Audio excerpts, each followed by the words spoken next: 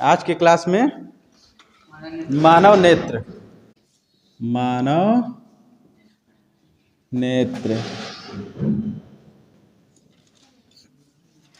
सभी लोग मानव नेत्र जल्दी से बनाओ, फटाफट बनाओ दोबारा।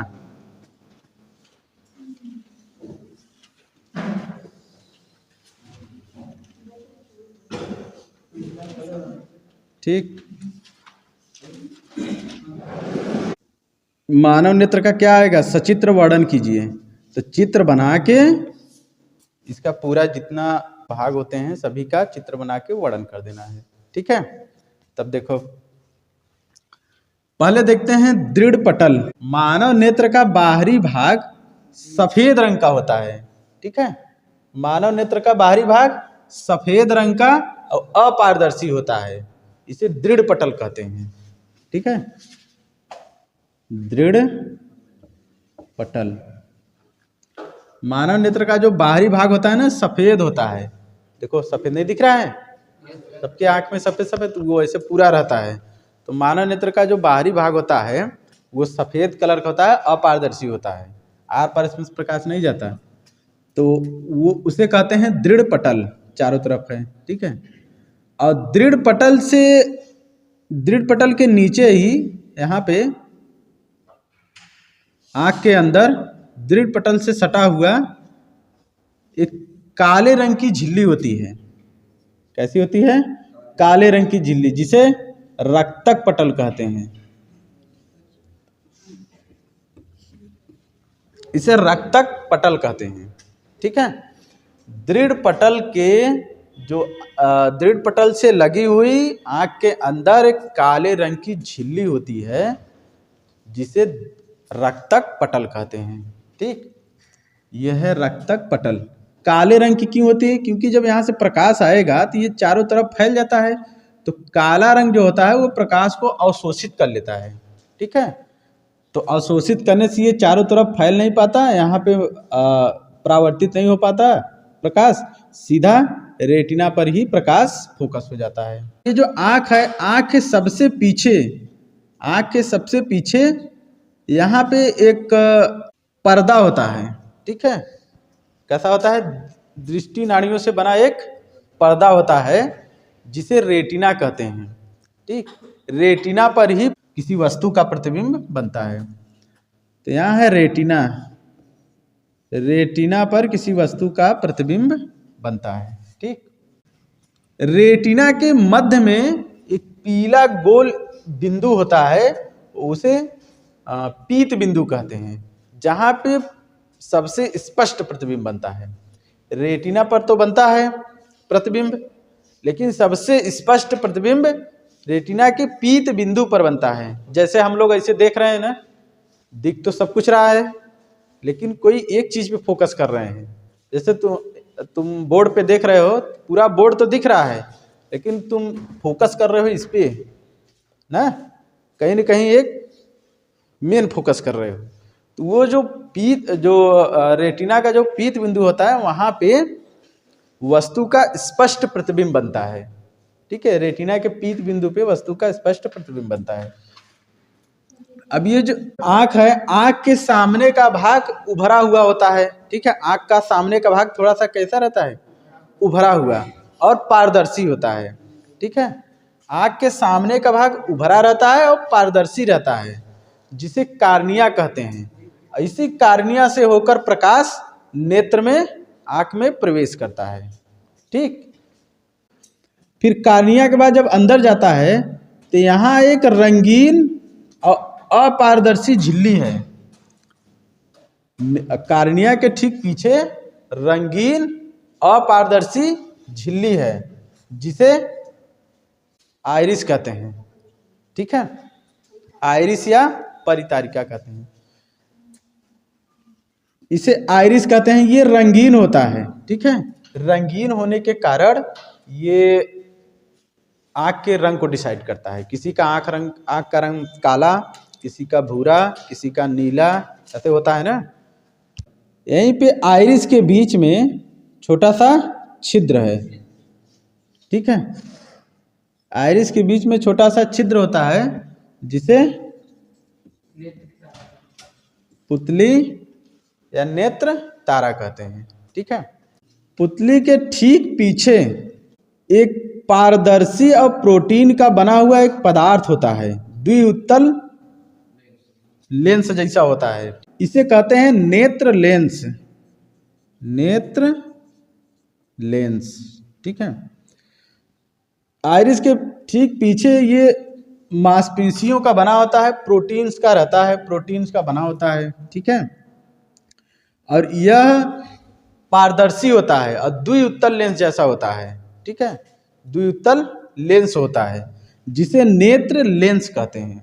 ये नेत्र लेंस देखो, ये नेत्र लेंस टिका कैसे है, आंख में टिका भी तो है, और जिससे लग के ये टिका है, जो इसको टिकाई हुई है, इससे यही है पश्चमाभि मांसपेशियां।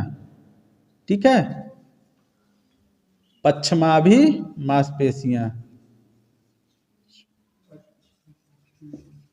पश्चमाभि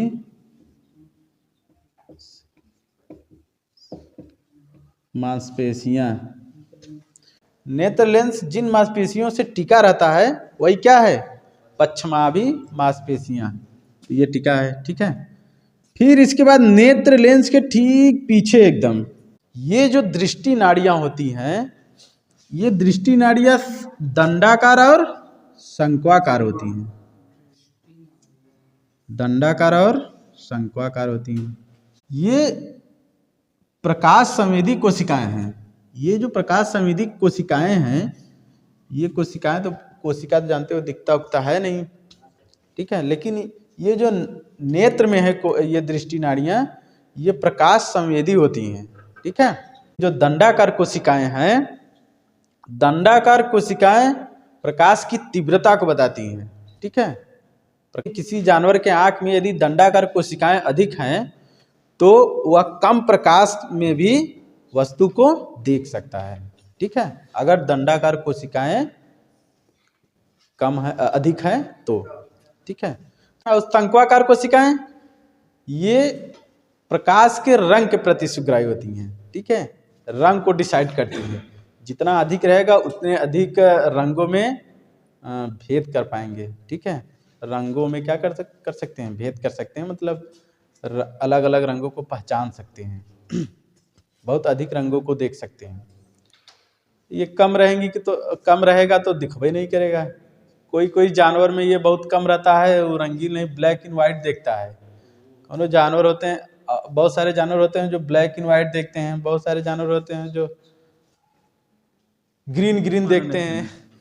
रेटिना के पीत बिंदु पे किसी भी वस्तु का प्रतिबिंब स्पष्ट बनता है एकदम। ठीक है, किसी भी वस्तु का स्पष्ट प्रतिबिंब रेटिना के पीत बिंदु पे बनता है।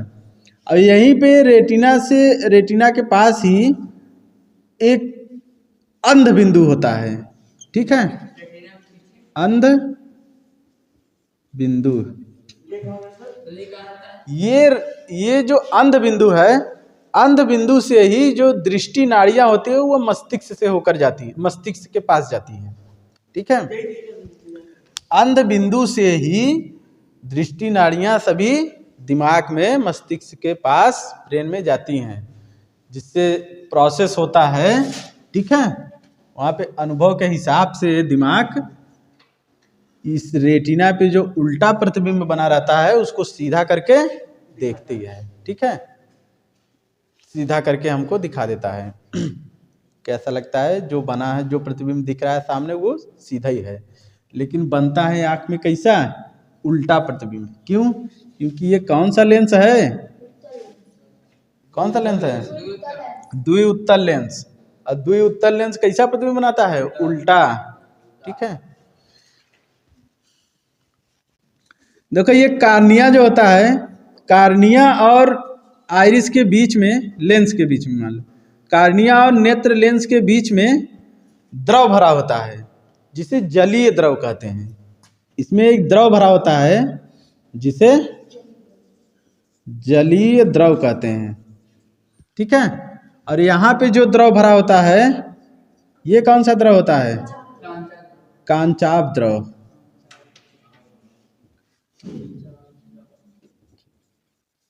कांचाभ द्रव, ठीक है। इसके बीच में भरा है जो वो कांचाभ द्रव है। ये किसके बीच में भरा है? नेत्र लेंस और रेटिना के बीच में। नेत्र लेंस और रेटिना के बीच में जो द्रव भरा है इसे कांचाभ द्रव कहते हैं। अब देखते हैं मानव नेत्र में प्रतिबिंब कैसे बनता है। ओ माय गॉड, उल्टा बन गया है।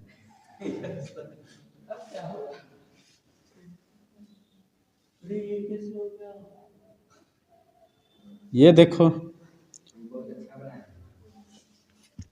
बन गया। लिखो, अब बना लो तुम भी। यस सर करने थोड़ी काम चलेगा। हाँ,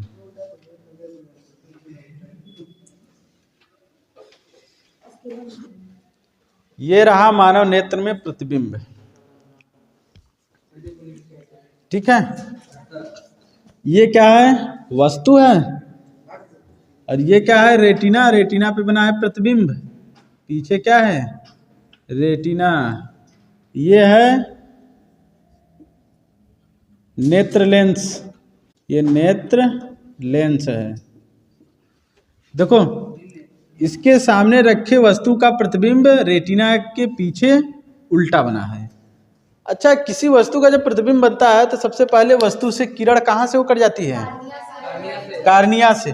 कार्निया से होते हुए नेत्र लेंस, हाँ जली द्रव है बीच में, कार्निया से प्रवेश करता है, फिर जली द्रव, नेत्र लेंस, फिर कांचाभ द्रव से होते हुए सीधे रेटिना तक पहुंचता है। और रेटिना पर पहुंच के वहां पे प्रतिबिंब, वस्तु का उल्टा प्रतिबिंब बन जाता है, ठीक है।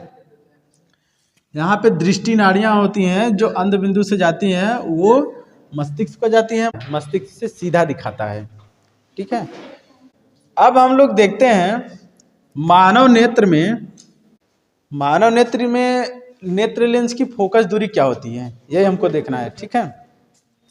देखो, यहाँ ये जो नेत्र लेंस है, नेत्र में जो नेत्र लेंस है, नेत्र लेंस और रेटिना के बीच की दूरी को क्या कहते हैं? फोकस दूरी, ठीक है। नेत्र लेंस की फोकस दूरी। इस लेंस की फोकस दूरी क्या है? इस नेत्र लेंस की फोकस दूरी क्या है? इस नेत्र लेंस की फोकस दूरी नेत्र लेंस और रेटिना के बीच की दूरी को ही नेत्र लेंस की फोकस दूरी कहते हैं, ठीक है। यहां से यहां तक की दूरी। और ये जो नेत्र लेंस है, ठीक है, यहां से यहां तक की फोकस दूरी है। ये क्या है? नेत्र लेंस। नेत्र लेंस। और ये क्या है? रेटिना। इसके बीच की दूरी क्या है? फोकस दूरी। नेत्र लेंस की फोकस दूरी। अब इसको परिवर्तित भी, ये जो फोकस दूरी है ना, यह अचंभित की बात यह है कि ये परिवर्तित भी होता है। ऐसे अगर कोई द्वितल लेंस होगा तो वो परिवर्तित नहीं होगा, उसका फोकस दूरी परिवर्तित नहीं होगा। लेकिन ये जो मानव नेत्र है, मानव नेत्र का खास बात यही है कि इसमें जो नेत्र लेंस है वो अपना फोकस दूरी परिवर्तित करता रहता है। आँख को इसीलिए हम लोग सिकोड़ते हैं और फैलाते हैं, ठीक है। आँख को सिकोड़ते हो, प्रकाश आने पर सिकुड़ जाता है। प्रकाश कम रहेगा तो इसे आँख फाड़ के देखोगे कौन है कमरे में, देखो। तो ये कैसे होता है? ये नेत्र लेंस का जो फोकस दूरी है वह चेंज होता है। कितना अच्छा आँख है। और जब अगर चेंज नहीं होगा तो तुमको हो जाएगा दृष्टि दोष। दृष्टि दोष हो जाता है, ठीक है।